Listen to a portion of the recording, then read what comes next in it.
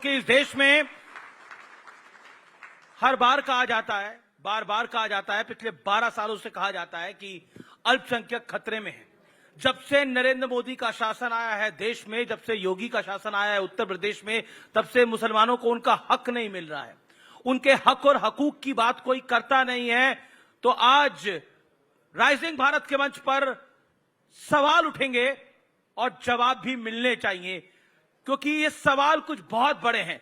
बीते 12 सालों से क्या आपको एक ऐसी योजना, ऐसी स्कीम याद आती है, याद पड़ती है जिसमें धर्म के आधार पर नरेंद्र मोदी के शासन ने भेदभाव किया हो? सरकार की तरफ से दिए जाने वाले ऐसे कोई फायदे जिसका लाभ देश के मुसलमानों या अल्पसंख्यकों की तरफ ना मिला हो? यह सब तब होता रहा है जब घोषित तौर पर, यह बात हम सभी जानते हैं, आरोप लगता है कि मुसलमानों को देश की सत्तारूढ़ पार्टी का वोटर नहीं माना जाता है। विपक्षी पार्टियां अक्सर यह सवाल उठाती हैं कि बीजेपी का टिकट क्यों नहीं मिलता है, और इसी तरह किसी भी चुनाव में पहले उन्हें बीजेपी का डर दिखाया जाता है और माना जाता है कि अगर वो एकत्रित हो जाएंगे तो बीजेपी का खेल बिगड़ भी जाएगा। और ऐसा कई बार हुआ है, उत्तर प्रदेश में हुआ है, महाराष्ट्र में हुआ है कि मुसलमान वोट एकमुश्त हुआ है, उसके साथ 2 जातियां आई हैं तो बीजेपी चुनाव हार गई है। क्या 27 का चुनाव योगी आदित्यनाथ हार जाएंगे क्योंकि मुसलमान एक तरफ आ जाएगा? ऐसे भी कई बार सवाल खड़े होते हैं। क्या 29 का चुनाव मोदी हार जाएंगे अगर मुसलमान एक तरफ आ जाएगा? ऐसे भी सवाल आए हैं। या फिर एम फैक्टर का मतलब बदल गया है नरेंद्र मोदी के राज में? ये कई बड़े सवाल हैं और इन बड़े सवालों का बड़ा जवाब ढूंढने के लिए आज हम इकट्ठे हैं। ये देश की चर्चा बहुत महत्वपूर्ण है, इसलिए मैं आपका सहयोग चाहूंगा। एक बार फिर जोरदार तालियां हमारे पैनलिस्ट के लिए। तमाम लोगों का अभिनंदन है। शहजाद पूनावाला भारतीय जनता पार्टी के प्रवक्ता हैं, नेता हैं, अल्पसंख्यक समाज से आते हैं। मेरे साथ मुमताज पटेल हैं, उनका अभिनंदन है, ये भी अल्पसंख्यक समाज से आती हैं। मेरे साथ सुमैया राणा जी हैं, समाजवादी पार्टी के नेता प्रवक्ता, वो भी अल्पसंख्यक समाज से आती हैं। मेरे साथ तनवीर जहाक साहब हैं, जाने माने प्रोफेसर हैं, लर्नेड आदमी हैं, उनका भी अभिनंदन है, ये भी अल्पसंख्यक समाज से आते हैं। तो मुझे लगता है कि ये अल्पसंख्यक कहना गलत है और मैं इस पॉइंट से इस चर्चा को शुरू करता हूं। दूसरे बहुसंख्यक, अल्पसंख्यक नहीं, दूसरे बहुसंख्यक। और ये बात किस लिए? देखिए, बड़ी सीधी सी बात है, अल्पसंख्यक तो जैन भी हैं और इस देश की इकोनॉमी में उनका बहुत बड़ा योगदान है। कहते हैं पाकिस्तान की कुल जितनी जीडीपी नहीं है उतना हमारे जो जैनी भाई हैं उनका धन अगर एकत्रित कर लिया जाए तो उतना खड़ा हो जाता है। सो मैं इस चर्चा की शुरुआत करता हूं और पहला मौका मैं सुमैया जी आपको देता हूं। क्यों लगता है आपको इस देश का मुसलमान मोदी और योगी के शासन में, भारतीय जनता पार्टी के शासन में सुरक्षित नहीं है? बार बार उनके हक और हकूक की बात होती है, लेकिन तमाम हक तो मिले हैं, अब कौन सा हक चाहिए? सबसे पहले मैं आप सब लोगों का शुक्रिया अदा करती हूं। अमीश जी, आपका शुक्रिया, मुझे आपके चैनल ने ये मौका दिया कि मैं अपनी बात यहां रख सकूं। और यकीनी तौर पर ये एक बहुत ज्यादा इंपॉर्टेंट टॉपिक है, क्योंकि मैं बहुत सारी चीजों से गुजरती आई हूं। सब लोगों को शायद ना मालूम हो, लेकिन ये आप समझ सकते हैं कि जिन चीजों का, जिन बातों का जिक्र इस वक्त अमीश देवगन जी कर रहे हैं, वो चीजें मैं अपने ऊपर गुजार के आई हूं। और उसके लिए एक बहुत मशहूर शायर थे, उनका एक शेर है कि ए तासुब के आईना खानो, तुमको आबाद किसने रखा है? कोई दीवार तक नहीं हिलती, संगे बुनियाद किसने रखा है? ये जो आरएसएस की मानसिकता जिसकी आप बात कर रहे थे, जिसकी बात यहां हो रही है कि एक मुसलमान को मोदी राज में या योगी राज में क्या दिक्कतें हो सकती हैं, उन दिक्कतों का सामना करने वाला एक मुजस्समा जिसको सुमैया राणा कहते हैं, वो आपके सामने बैठी हुई है। अब मैं यहाँ पर बात ये करना चाहती हूँ कि यकीनी तौर पर मुसलमान यहाँ पर अल्पसंख्यक क्या सेकंड लार्जेस्ट पॉपुलेशन है हमारी, और उसके बावजूद भी अगर हम यहाँ पर एक ऐसी सरकार के आने के बाद अपने आप को इनसिक्योर समझते हो, जहां पर हिजाब पहन करके जाने पर सवाल खड़े हो जाते हो, जहां पर बुर्के को पहन करके जाने में लोग मशकूक नजरों से देखते हो, तो इसका मतलब कहीं ना कहीं जो मौजूदा सरकार है वो कौन सा ऐसा अपना वो तैयार कराना चाह रही है किसी एक कम्युनिटी के खिलाफ। ऐसे नहीं होता है, कहीं ना कुछ तो ऐसा होगा जिसको लेकर के एक इनसिक्योरिटी हमारे अंदर आई है। हमारे अंदर से मतलब इस पूरी हमारी कौम और मिल्लत के अंदर, और उसको बाकायदा मंचों से, भारतीय जनता पार्टी के बड़े बड़े प्रोग्राम्स के मंचों से कहा गया है। जी सुमैया जी, आप कह रहे हैं नरेंद्र मोदी के आने के बाद ये सब कुछ हो गया, लेकिन एक एग्जाम्पल है, यूसुफ खान जाने माने एक्टर हैं, उनका असल में नाम वैसे मतलब उनका जो फिल्मी नाम था वो दिलीप कुमार था, असल में नाम यूसुफ खान था। तब कौन सा डर था, मैं जानना जरूर चाहता हूं, ये जरूर बताइएगा कि तब कौन सा डर था। लेकिन शहजाद पूनावाला, ऐसा क्या कर दिया है 14 साल के आपके राज ने, यानी भारतीय जनता पार्टी के राज ने, कि सुमैया राणा को, जो मनोहर राणा जी की दिवंगत मनोहर राणा साहब की बेटी हैं, और साथ ही साथ उनको भी डर लग रहा है, मतलब इतना मजबूत परिवार है, उनको भी डर लग रहा है, तो कुछ तो गलत किया होगा आपने।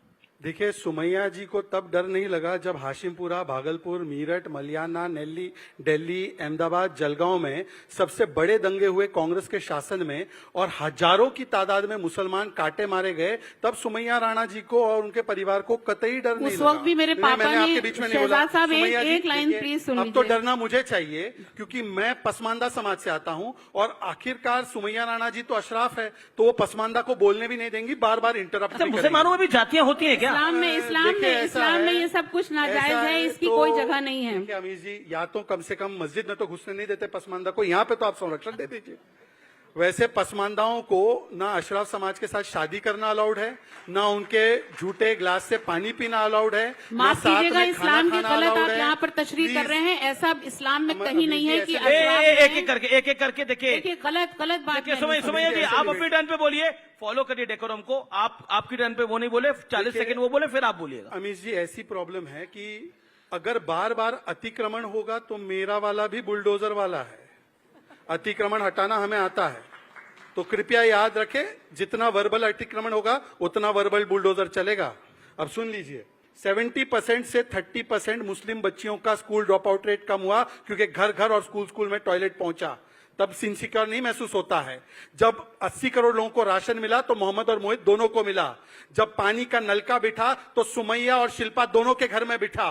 तो आज कोई भेदभाव नहीं है। इनसे पूछिए, उस्ताद बिस्मिल्लाह खान को किसने भारत रत्न दिया? बीजेपी की सरकार ने। आईबी चीफ मुसलमान किसने बनाया? बीजेपी की सरकार ने। परमानेंट एम्बेसडर यूनाइटेड नेशन में सैयद अकबरुद्दीन किसने बनाया? बीजेपी की सरकार ने।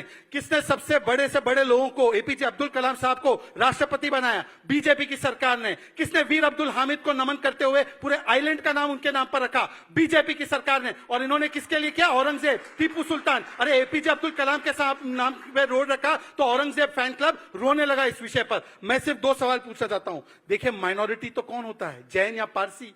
वो तो कभी नहीं कहते कि हम माइनॉरिटी में हैं, हमारे साथ ये हो गया वो हो गया। पर जो दूसरी बड़ी मेजॉरिटी है, मैं इनसे पूछना चाहता हूं, इन्होंने अभी अपनी पर्सनल बात की तो मैं पर्सनल बात कर रहा हूं। एक कदम मोदी जी ने उठाया, क्योंकि मुसलमानों में केवल मर्द नहीं है, केवल कट्टरपंथी नहीं है, मुस्लिम महिलाएं हैं। 3 तलाक का कानून आया तो उनको आजादी मिली, और इन्हीं के घर में इनकी एक महिला 3 तलाक से प्रताड़ित है। अगर मैं झूठ बोल रहा हूं तो बताइए आपके घर में आपकी बहन 3 तलाक से प्रताड़ित है, और उनको भी अगर किसी ने बचाव किया, संरक्षण दिया तो नरेंद्र मोदी ने दिया। जवाब। शहजाद साहब, आपकी जानकारी में इजाफा कर दूं कि इस्लाम 1400-1450 सालों से जो है और वो कयामत तक वही रहेगा। वो किसी भी एक व्यक्ति के लिए नहीं बदल सकता। नहीं बदल ना, बिल्कुल आया ये बात बिल्कुल सामने आई। मैं बता रही हूँ, मीडिया ने उसको जिस तरीके से प्रेजेंट किया है वो पूरी तरीके से गलत है। लेकिन अगर आप उसको सही भी मान लें तो अगर वो हुआ है तो तलाक है, सही तलाक है, तलाक है। अभी जी, उसको ये कौन कह रहा है जिसको लेना है? इस डिबेट में देखिए महानता कि मोदी जी इनके परिवार के साथ खड़ी है, परंतु पार्टी के चक्कर में या अपने परिवार के साथ नहीं खड़ी है, मजहब के चक्कर में या मजहब के नाम पर ये न्यूज चैनल देखिए गलत चीजें प्रेजेंट करने पे मैंने डिफेमेशन का केस कर रखा है सारे चैनल्स के ऊपर, जो कि प्रेजेंट होना पड़ेगा। जिस तरीके की गलत रिपोर्टिंग हुई, गलत तस्वीरों को दिखाया गया, ये एक नेशनल टेलीविजन की गैर जिम्मेदाराना हरकत थी जिसको इनको भुगतना पड़ेगा। अच्छा, चलिए, और मैं मुझे आपको दूसरी लगता बात है, पूछता हूं। एक मैं सेकंड आपसे सुनिए। मैं UCC पूछ के- रही हूँ, आप संविधान वाले हैं ना, यूसीसी के पक्ष में खिलाफ है। आप संविधान वाले नहीं है? हम तो है ही, इसलिए मैं आपने क्यों कलर मुझे पहन के कैसे बता कहा रहा आप हूं आपको संविधान वाले कि हैं? UCC आप चाहिए कि बोल नहीं रहे चाहिए? हैं, आप बोल रहे हैं कि UCC आप है या ना? संविधान वाले नहीं है। यूसीसी सही है, गलत किसी है? भी इंसान के साथ ना गलत हो, ना गलत करने वाले को छोड़ा UCC जाए, ये सही हमारा है, संविधान गलत है? है। एक एक करके, आप- एक एक करके। यूसीसी पे बता दीजिए। एक सेकेंड। यूनिफॉर्म देखिए, सिविल कोड। मैं ठीक है, लेटर आंसर। यूसीसी का मतलब आप जिसको समझ रहे हैं, इस्लाम में बहुत सारी चीजें ऐसी हैं जिसको संविधान ने हमें उसका अधिकार दे रखा है, उसको बदलने का किसी को अधिकार नहीं है। और इस्लाम के कुछ नॉर्म्स हैं जिसको किसी भी हालत में नहीं बदला जा इस्लाम सकता ऊपर या है। संविधान? ऑब्वियसली देश में रह रहे हैं, संविधान बड़ा है, तो लेकिन संविधान में जिंदगी- यूसीसी है। ना, आप संविधान में यूसीसी है। आप नहीं संविधान कर में सकते। यूसीसी है। अरे तो उसी संविधान संविधान ने में अधिकार यूसीसी है दिया। भाई। अरे शहजाद बस पूनावाला जी, उसी संविधान ने अधिकार दिया, आप उस संविधान को कैसे निकाल? मैं एक रुक करता हूं मुमताज जी का। मुमताज जी, आपकी पार्टी की भी बात कर लेते हैं। आपकी पार्टी पे इल्जाम लगता है कि आप तुष्टीकरण करते हैं। मोदी जी का भाषण सुने, गृह मंत्री अमित शाह जी का भाषण सुने, तुष्टीकरण करते हैं। शहजाद पूनावाला को डेली डिबेट पे सोचते हैं, बोले कांग्रेस तुष्टीकरण कर रही है। अब आप, मुझे समझ में नहीं आता, आप तुष्टीकरण भी कर रहे हैं, आपको वोट भी नहीं मिल रहा। शकील अहमद आपके नेता हैं, वो कह रहे हैं राहुल गांधी डरपोक हैं, वो मुसलमानों के लिए कुछ करना नहीं चाहते। ऐसे कई नेता हैं, ऐसा बोल चुके हैं। तो आप किस तरफ हैं? ना आप इधर जा पा रहे हैं, ना आप उधर जा पा रहे हैं। मुझे वो एक फिल्म याद आ रही है, गोविंदा साहब की थी, जिसमें जॉनी लीवर हमेशा कहता था कादर खान को मैं आपकी तरफ हूं, लेकिन वो उसकी तरफ होता नहीं था। कहीं खेल ऐसा तो नहीं है? देखिए, ये हाल ही के कुछ दिनों में मैं काफ़ी बार कह चुकी हूँ मीडिया के माध्यम से भी कि कांग्रेस पार्टी जिस तरीके से पहले खुलकर समर्थन करती थी, शायद कहीं ना कहीं बीजेपी के नैरेटिव में फंसकर या डरकर अब खुलेआम से मुसलमानों का समर्थन नहीं कर पा रही है। ये मैंने खुद कहा है, शायद पार्टी लाइन के खिलाफ भी बोल रही हूँ। अभी हमने बहुत सारी बातें सुनी। सबसे पहले तो जितना मुझे नॉलेज है इस्लाम के बारे में और जिस तरीके से मेरी परवरिश हुई है या जो मैं जानती हूँ, इसमें कोई जाति और डिवीजन उस तरीके से नहीं है। जितना हमें पता है सेक्रेटेरियन है, सुन्नी शिया, उसमें भी अगर आप कहेंगे तो मैं उसमें भी डिफरेंशिएट नहीं करूंगी सर्टेन प्रैक्टिसेस, पर फिर भी the tenet of Islam is the same, ला इलाहा इल्लल्लाह मुहम्मद रसूलुल्लाह। अब आगे जो मैं कहना चाहूंगी, आपने भी दिलीप साहब की बात करी कि उनका नाम यूसुफ खान था। जी, ये अभी 2014 से लेकर की बात नहीं, मेरे खुद के जो दादा थे उनका नाम था मोहम्मद इसाक पटेल, गुजरात से थे और उनका निक नेम था कांति भाई पटेल। आज भी उनको याद रखते कांति भाई पटेल की तरह, क्योंकि जब वो जाते थे ट्रेडिशनल गुजराती फैमिलीज में उनके घरों पे अपने दोस्तों, हाँ वही बता रही आपने पूछा हो, मैं वही बता रही हूँ कि उस जमाने में भी जब वो हिंदू फैमिलीज के यहाँ जाते थे, गुजराती फैमिलीज, तो शायद वहां की जो महिला थी कि कोई मुसलमान लड़का घर पे आया है तो दोस्त लोगों ने ये बोलना शुरू किया कि कांति है, ताकि पता ना चले कि मुसलमान है। तो ये मैं बोलती हूँ और बिल्कुल था ये सिर्फ, पर अभी हम बात कर रहे हैं मुसलमानों की इस देश में। तो देखिए, अब मैं आप एक अच्छी बात आपने कही, और क्योंकि मैं पॉलिटिक्स में नहीं पढ़ रही हूँ, मैं इस वक्त मुस्लिम समाज के रिप्रेजेंटेटिव के हिसाब से बोल रही हूँ। देखिए, रेगुलर हम टीवी डिबेट करते हैं, लेकिन ये बड़ा मंच है तो एक बड़ा मैसेज जाना चाहिए। जी, आपने कांति भाई पटेल अपने दादाजी की बात करी, एंड मैंने अहमद पटेल आपके फादर साहब का ये देश बहुत रिगार्ड करता है, जी, former member of parliament, veteran Congress leader. लेकिन आप बताइए, आपके दादाजी को भी अपना नाम कांति भाई पटेल करना पड़ा, जी, शासन कांग्रेस का था, जी, तो कहीं ना कहीं आप मानेंगे ना कि जब 47 से बंटवारा हुआ तभी से, क्योंकि मुसलमानों को एक देश मिल गया, धर्म के आधार पर एक देश मिल गया, वो बंटवारा सभी से था। ये कोई नरेंद्र मोदी नहीं लेकर आया है 2014 के बाद। मैं बताना चाहती हूँ, फर्क ये है कि उस टाइम पे अगर उन्होंने अपना नाम कांति पटेल रखा, आज तक लोग उनको जानते हैं, उसमें कोई तकलीफ नहीं आई। आज मैं आपको फर्क ये बताना चाहती हूँ, मैं भी उस जमाने में बड़ी हुई हूँ, आज मेरे बच्चे एक मुसलमान परिवार में बड़े हो रहे हैं। जो फर्क तब और अब है, आप हमें दिख रहा है। आज जो नैरेटिव, एक तो इस्लामोफोबिया देश दुनिया भर में है, और वो चीज जो हिंदुस्तान में हो रही है, के लिए मोदी तो जिम्मेदार नहीं है। नहीं, पर कहीं ना कहीं खान मूवी कब बनी थी? अभी इतनी सारी चीजें शहजाद भाई ने गिनाई। मैं ये पूछना चाहती हूँ कि कितने भाजपा से मुसलमान मेंबर ऑफ पार्लियामेंट लोकसभा में, चलिए बता दीजिए। मुझे गर्व है कि नरेंद्र मोदी जी ने मुसलमान है इसलिए लोकसभा नहीं भेजना है, मेरिटोरियस है इसलिए लोकसभा जाएगा, नहीं। मुसलमान होने के लिए नहीं जाएगा। ये नहीं, जिन्ना का देश नहीं है। तो फिर मेरे बाप दादा ने, आप बीच में मत बोले मुमताज जी, मैंने सुना। अभी मैं बोल रही थी, सुनिए मैंने मेरी बात, आपसे एक सवाल सुनिए पूछा मुमताज जी, सिर्फ। मेरी बात तो जान दीजिए। 30 सेकंड बोले फिर आप बोल लीजिएगा। मुझे बहुत गर्व है कि मेरे दादा, जिन्होंने, उनको भी इसी प्रकार की परिस्थितियों का सामना करना पड़ा, पर उसने कहा था कि मैं भारत में रहूंगा, यहां का हिंदू और यहां का सेकुलर विचार हमको स्वीकार्य है। हम उस देश में नहीं जाना चाहते जहां पर मुस्लिम तो बोलते हैं पर सबसे ज्यादा शिया मारे जाते हैं पाकिस्तान में, ठीक है। सबसे ज्यादा लेकिन शहजाद, एक सवाल का जवाब, मुमताज पटेल का जो सवाल था, देखिए ये बात मैं मोहन भागवत जी को कोट करके बोलता हूं। मोहन भागवत जी ने एक बात बोली दिल्ली में विज्ञान भवन के कार्यक्रम में, और बड़े स्पष्ट रूप से बोली कि मुसलमानों के बिना इस देश की कल्पना करना नामुमकिन है।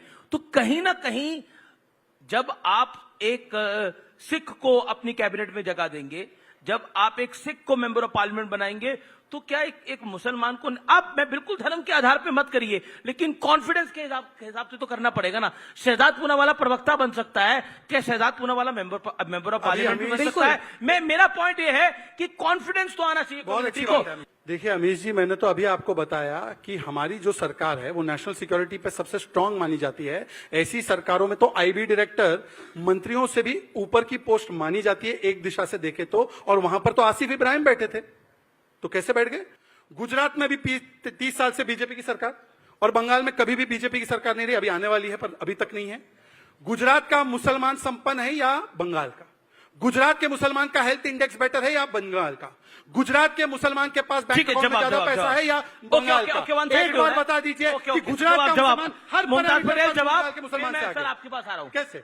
शहजाद भाई, मैं ये पूछना चाहती हूँ, आज यहाँ पे बैठी हैं हमारी बहन, हिजाब में है, मैं भी एक मुसलमान महिला हूँ, बिना हिजाब की हूँ। आप पार्लियामेंट में जब डिबेट करते हैं ट्रिपल तलाक पे, पहली बात तो इंस्टेंट ट्रिपल तलाक इस्लाम में है ही नहीं, तो मैं उसका स्वागत करती हूँ। इंस्टेंट ट्रिपल तलाक इस्लाम में नहीं है, मैंने इसका स्वागत किया। लेकिन शर्म की बात है कि अगर आपके पक्ष में से इसके बारे में चर्चा हो रही थी तो वहां पे एक मुस्लिम महिला नहीं थी आपकी पार्टी से जो इसके बारे में बोल सके। आपने रिप्रेजेंटेशन की बात करी, तो मैं ये कहना चाहूंगी कि पूरा हक है मुसलमान समुदाय को भी कि उनको रिप्रेजेंटेशन आपकी पार्टी से भी वहां मिले, अगर आप उनके हक में। मैं आज ये कहना चाहती हूँ, हालात इसलिए खराब हैं। आज आप देखें, लोगों को शाहबानू का वर्डिक्ट आया, उस समय पर कांग्रेस ने ओवरटर्न किया, तब कितनी मुस्लिम महिलाओं की सुनी? एक सवाल, शाहबानू का वर्डिक्ट आया, ओवरटर्न किया राजीव गांधी की सरकार ने, कितनी मुस्लिम महिलाएं खड़े होकर पार्लियामेंट में? शायद मैं करती। पार्टी तो थी ना मैडम,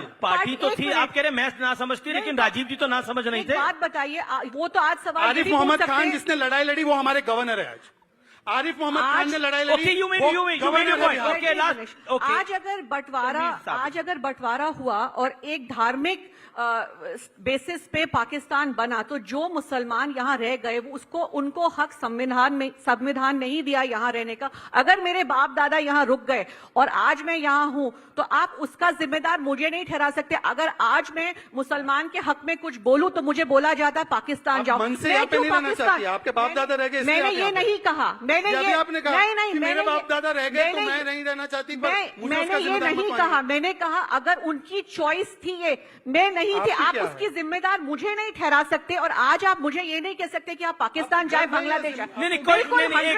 लेकिन धर्म के आधार पर बंटवारा माना किसने? कांग्रेस ने। लेकिन हिंदुस्तान, ये भी पॉइंट है ना, धर्म के आधार पर बंटवारा माना किसने? कांग्रेस पार्टी ने। India is a secular nation, it is not Vande Mataram पे बंटवारा, वंदे मातरम तक का इस देश में बंटवारा हो गया सेकुलरिज्म के नाम पर।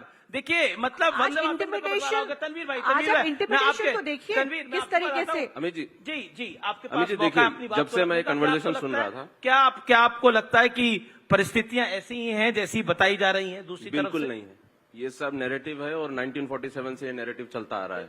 और मौलाना अबुल कलाम आजाद ने उस टाइम पे भी बोला था कि ये माइनॉरिटी बता कर जो डराया जा रहा है कि भाई मुसलमान माइनॉरिटी है, इनको मार दिया जाएगा, इनको ये कर दिया जाएगा, वो कर दिया जाएगा, ऐसा कुछ नहीं होने वाला है। मुस्लिम लीग ने उस टाइम पे नैरेटिव चलाया था और अनफॉर्चुनेटली मुस्लिम लीग का नैरेटिव आज तक 2026 में भी वही नैरेटिव चल रहा है। कौन चला रहा है ये नैरेटिव? है हमारे कंट्री में कुछ लोग चलाने वाले। और सबसे पहली बात तो ये है कि ये जो माइनॉरिटी करके जो स्टेटस बताया जाता है, माइनॉरिटी है ही नहीं, ये सेकंड लार्जेस्ट मेजॉरिटी है। डेफिनेशन को चेंज करना चाहिए सबसे पहली बात। और मैं गल्फ में रहा हूं तकरीबन 12 साल 15 साल मैं मिडिल ईस्ट के अंदर रहा हूं। मैं अरबों से पूछता था डायरेक्टली कि सर बताइए इंडिया में कितने मुसलमान हैं। वो बोलते थे कि माफी मालूम, हमको नहीं मालूम है। मैं बोलता था कि 25 करोड़ 30 करोड़। सेकंड लार्जेस्ट मुसलमान, थर्ड लार्जेस्ट मुसलमान पूरी दुनिया में इंडोनेशिया के बाद इंडिया में आते हैं। अरब में भी इतने मुसलमान नहीं है जितने इंडिया के अंदर मुसलमान हैं। अब रही बात रिलीजियस फ्रीडम की, तो मैं बताता हूं, मैं कश्मीर गया, कश्मीर के एयरपोर्ट पे मैंने देखा मुसलमान लड़कियां हिजाब में काम कर रही हैं। मैंने कश्मीर में मुसलमानों से पूछा कि भाई आप आर्टिकल 370 हटाने के बाद कैसा फील कर रहे हो? सब पॉजिटिव फील कर रहे हैं, सब पॉजिटिव फील कर रहे हैं। ये मेरा असेसमेंट है, मेरा एनालिसिस है। तो ये जो नैरेटिव है, ये जो चलाया जा रहा ये है, क्यों है नैरेटिव? आपका एनालिसिस क्या है? देखिए ये नैरेटिव इसलिए है, राइजिंग भारत, जो भारत बढ़ रहा है बहुत सारे लोगों को देखा नहीं जाता। जो भारत इसलिए बढ़ रहा है, narrative चला मैं इसलिए आ रहा हूं। देखिए ये तो बात हुई कि मुसलमान सुरक्षित है कि असुरक्षित है, विपक्ष थोड़ा असुरक्षित है। सुमैया जी, क्या आपको नहीं लगता? मैं इसलिए बोल रहा हूं, अब देखिए एआई समिट हुआ, अब प्रदर्शन तो हो सकता था जंतर मंतर पे भी, कपड़े जहां हम बैठे हैं भारत मंडपम, यही कपड़े फाड़ के आ गए। प्रधानमंत्री ने बोला, पब्लिक ने लात मारी, जनता ने लात मारी। वो जिस जनता के लिए प्रदर्शन कर रहे थे उसी ने लात मारी। मतलब मुझे देख के खुद बुरा लग रहा था कि उन नेताओं को आप लोगों ने कहां फंसा दिया है। मतलब एक तो ऊपर से, मतलब उनके घर वाले भी देख रहे होंगे वो तस्वीरें, कितना बुरा लग रहा होगा। ऊपर से आधे नंगे थे वो, मतलब बंडी में, मतलब गंजी में, वो पीछे से लात पड़ रही है। मतलब तस्वीर ही बहुत बुरी लग रही थी। मतलब आपको बुरा फील नहीं हुआ उसे देखकर सुमैया? नहीं, बहुत बुरा फील हुआ था। मुझे बुरा फील तो तब भी हुआ था, एक डिबेट में एक बीजेपी के प्रवक्ता नीचे से नंगे बैठे हुए थे, वो भी देख करके बहुत अजीब लगा था मुझे। तो बुरा तो लगता है, देखिए एक औरत होने के नाते तो बहुत ही बुरा लगता है। अच्छा, आप क्या कहना चाहती हैं जब आपने उनको पिटते हुए देखा? मैं एक प्रिविलेज्ड मुसलमान परिवार से आती हूं और ये शायद स्टेटमेंट मेरा कुछ 2 वर्ष पहले बहुत वायरल हुआ था, जो मैंने सच बोला था कि मुसलमान हूं तो मुझे मेरे चॉइस का घर कोई रेंट पे नहीं देगा। एंड ये सही बात है। पहली बात, मेरे बच्चे जो हैं वो आज मुझसे इस्लाम पे सवाल पूछ रहे हैं, क्योंकि रोज जो वो व्हाट्सएप यूनिवर्सिटी पे या रोज जो प्रोपेगेंडा सोशल मीडिया पे देख रहे हैं, मुझे रोज बैठ के उनको समझाना पड़ता। उनको शर्म आती है, बता रही हुई बात, उनको शर्म आती है अगर अभी मैं बुर्का पहन बड़ी के स्मार्टली शाम को, आपने सवाल को डाइवर्ट कर दिया। नहीं, क्योंकि topic- I ask you one small question. Are you a proud Congressee? Of course I You am. are. Of course I am. और आपको बहुत गर्व है जो एआई समिट में कांग्रेस के यूथ कांग्रेस के कुछ नेताओं ने किया। You are proud of them. इसको थोड़ा मैंने डिफरेंटली पूछते हैं। शायद शर्ट नहीं उतारनी चाहिए थी, लेकिन प्रोटेस्ट करने का पूरा थोड़ा हक पूरा बोल दीजिए। विपक्ष को शर्ट है। नहीं उतारनी चाहिए थी, बाकी भी कुछ नहीं उतारना चाहिए था, नहीं तो दूसरी चीज वायरल होती। विरोध प्रदर्शन करना विपक्ष का हक है, ये संविधान ने दिया है, इसमें कुछ गलत ओके, लेकिन जगह जगह को ध्यान से देखे करना चाहिए। मे बी टाइमिंग शर्ट वाला जो अमीश वो था, जी, हाँ, that देखिए would have been different. मैं तो बहुत खुश हूँ। मुमताज जी को ग्रिल करने की आवश्यकता नहीं। नहीं मुमताज नहीं, जी- ग्रिल नहीं करे, वी आर आस्किंग। मैं बस अपनी बात मैं सीधा बोलती हूँ, तो आपको ग्रिल करने की जरूरत नहीं है। आप ही के पक्ष में बोलो। मुमताज जी ने बोला कि जो ब्रीफ मुझे मिला था उसी ब्रीफ में मैं बात करूंगी। काश वो कांग्रेस के बब्बर शेरों को ब्रीफ मिलता कि ये भारत का समिट था, ये मोदी का समिट नहीं था। अगर नंगा होना ही था तो भाजपा के कार्यालय के सामने हो जाते, जंतर मंतर पर हो जाते। ये इंडिया विरोधी नंगी कांग्रेस को अपना सही स्थान चुनना था। ये टॉपलेस हो गए और यहाँ पर लीडरलेस और आईलेस भी हो रहे हैं। Okay. अखिलेश जी ने भी बोला पर 10 सेकंड नहीं नहीं, इस्लामोफोबिया में क्या आपको लगता है सुमैया जी, मुसलमान वोटों के कई ठेकेदार हैं? जैसे सपा को कहा जाता है MY, मुस्लिम यादव, ओवैसी को कहा जाता है वो आते हैं वो खेल बिगाड़ देते हैं कई लोगों का। आप इस पर क्या कहना चाहती है? M factor. नहीं, देखिए big M factor. ठेकेदार लफ्ज से मैं सहमत नहीं हूँ। पॉलिटिकल पार्टीज हैं, उनकी नजर में उनका अपना एक वोट बैंक होता है। उनको ये उम्मीद होती है कि हम इनकी बात करेंगे तो ये हमें वोट करेंगे। बड़ी पार्टीज हैं, वो सत्ता में आएंगी, तो ठेकेदारी की बात नहीं है। लेकिन हाँ, ये जरूर है कि जब ऐसा वक्त आ गया हो देश में जहां पर किसी भी एक विपक्ष के, मुझे ले सकते हैं आप, कि मेरे किसी बयान के ऊपर, मेरे किसी काम के ऊपर जिसमें मुकदमा नहीं बनता वो मुकदमा होता है, लेकिन अनुराग ठाकुर और कपिल मिश्रा को मंत्रालय मिल जाता है, उनके कद बढ़ जाते हैं। अब आपकी तो सरकार वहां आएगी पर- तो मंत्रालय मिलेगा ना सुनिए, आपको? बात तो सुनिए। देखिए, हमारी सरकार जब आएगी, हमने जो 2012 से 17 के बीच में किया था जितना विकास, उससे और ज्यादा करेंगे इंशाल्लाह। लेकिन मैं ये पूछना चाहती हूँ कि जब शहजाद भाई बता दें, जब सबका साथ सबका विकास की बात हो रही है। अगर गलत सुमैया राणा कर रही है, उन पर मुकदमा होता है, तो कपिल मिश्रा और अनुराग ठाकुर, नुपुर शर्मा पर क्यों नहीं भाई होता? सवाल पॉलिटिकल है, मैं रिक्वेस्ट कर रहा हूँ, ऐसे लगेगा कि मैं जवाब नहीं है मेरे बिल्कुल आप देंगे पास। मुझे 30 सेकंड, सिर्फ 30 सेकंड, सिर्फ 30 सेकंड। अरे मुझे कम- 30 सेकंड जी, ये जो इस्लामोफोबिया वाला जो डिसीजन, ये जो डेफिनेशन है, ये इस्लामोफोबिया का डेफिनेशन ही गलत है, क्योंकि there is no such thing called as Islamophobia. Muslim phobia हो सकता है, वो भी मुसलमानों की हरकतों की वजह से, जो हम हर जगह रहते हैं और हर जगह जो एक विरोधी एटीट्यूड लेके चलते हैं और एस्टेब्लिशमेंट के साथ एंटी एस्टेब्लिशमेंट वाला जो नेचर रखे हुए रहते हैं कुछ पार्टियों के साथ मिलकर, कुछ उनके अल्टीरियर मोटिव्स होते हैं, इस चीज को लेकर जो हम आगे बढ़ते हैं, एक्सेप्ट इसकी बीजेपी वजह से आपका to be कहने का very मतलब है, honest, to बाकी be very दूसरी honest, पार्टी पर देखिए To be अब very honest, मैं पूरा बता रहा हूँ, community मैं suffer बता रहा हूँ, करता है ना मैं इसकी बता रहा वजह हूँ, से। यूके में कौन सी बीजेपी है? यूके में कौन सी पर बीजेपी पूरी है? कम्युनिटी सफर करती है। पूरी, हाँ बिल्कुल पूरी कम्युनिटी कई सफर कई करती है। अच्छा बिल्कुल दुनिया पूरी में community दुनिया सफर करती है में इसकी वजह से। जहां जहां सामने वाली कम्युनिटी सेम है, वहां शिया सुन्नी में झगड़े हो रहे हैं कि नहीं हो रहे हैं? इसीलिए सरकार की जिम्मेदारी बनती भाई है, अमीर जी, पूरी आप हमको भी तो कम्युनिटी समझिए। सफर नहीं करनी चाहिए, उनकी जिम्मेदारी अमीर जी, बनती है हमको अच्छा कि एक बताइए, हमारी 72 के 72 हिफाजत फिरके करें। जो इस्लाम में 72 के 72 फिरके आते हैं, वो किस मुल्क में आते हैं बताइए? देखिए, हिंदुस्तान में इसी सिर्फ- वाजिब मुल्क में आते हैं अमीर जी, इस्लाम के अमीर 72 जी, के 72 इस्लाम- फिरके, क्योंकि 72 के 72 फिरके एक छत के नीचे नहीं रह सकते। तबलीग की जमात और निजामुद्दीन औलिया की मजार एक मुल्क में नहीं हो सकती। ये भारत की शक्ति है, ये वसुधैव कुटुंबकम की शक्ति है। आप तमाम लोगों का बहुत बहुत शुक्रिया हमारे साथ आने के लिए।